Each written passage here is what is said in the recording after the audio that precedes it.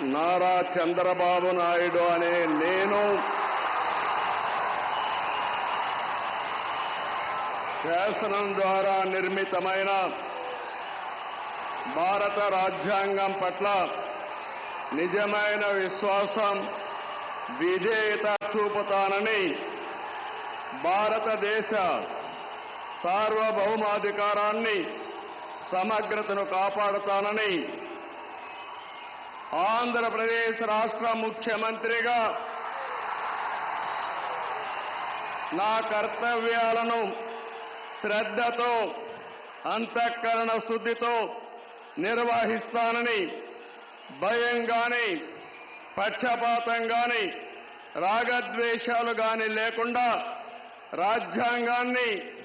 శాసనాలను అనుసరించి ప్రజలందరికీ న్యాయం,